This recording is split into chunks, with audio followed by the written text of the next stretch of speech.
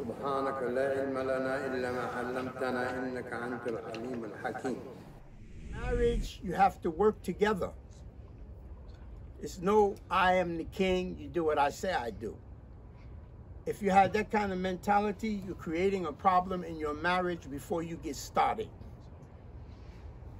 No woman wants to be oppressed. You know what oppressed is? No, I tell you, get up, sit over there. Come here, take this, go over there. I'm oppressing you as a person, taking advantage of you. No woman wants to be oppressed. And remember, your wife is a slave servant of Allah, not your slave. Remember that. She's not your slave. Save yourself and your families from the fire. You do that by keeping them in Islam. You do that by spending time with them. Don't always put the responsibility on your wives with the children.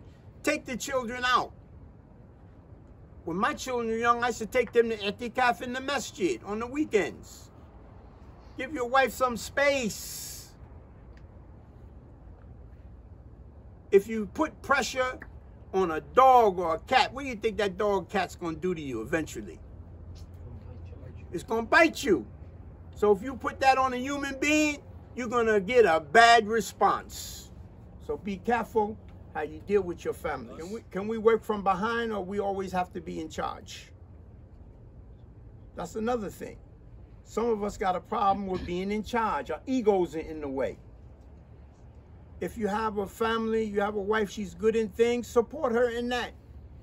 Learn how to work from behind also. You may be in the lead, but learn how to work from behind to help and assist her. She will appreciate that. Don't work against each other.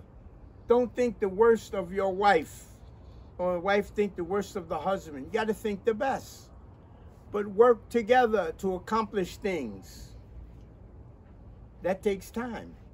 For you to gel, you and your wife to gel to start working together.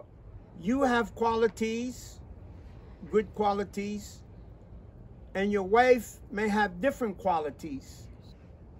But you should complement one another as a couple, as a married couple. You should work together and complement.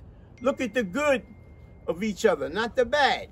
It's easy to look at the bad. Because when you first get married, everything's hunky-dory. Then after some time, you start seeing the real person of each other. Okay? So we need to work together with our wives.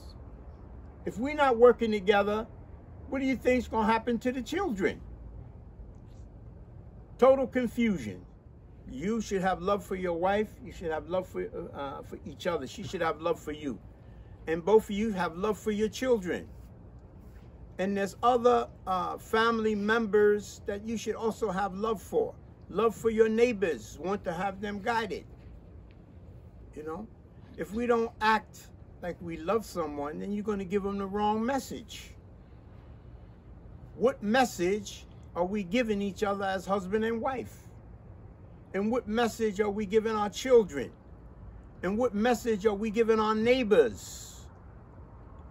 Are we giving them the message of love and concern? We need to have ta'aleem in the house. Classes in the house. You know, we're going around teaching people about Islam. Are we teaching our families, our wives and children? We're all neglectful in this area, brother. None of us are free from this. So we need to have ta'aleems in the house where our wives can learn. If you know Arabic, teach your wife Arabic. You know Quran, teach your wife Quran. She should be the first one to be able to learn. Like I say, we're all neglectful in this area. And it's sometimes very difficult to teach your families because they're very close to you.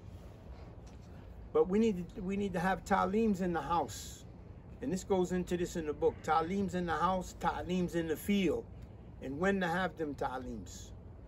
So look at your situation, find when's the best time to sit with your wife and have ta'aleem with her. Classes so she can learn. After a period of time, 1, 2, 3, 4, 5 years, if you have consistent ta'aleem, she's going to learn a lot. Peace be unto you.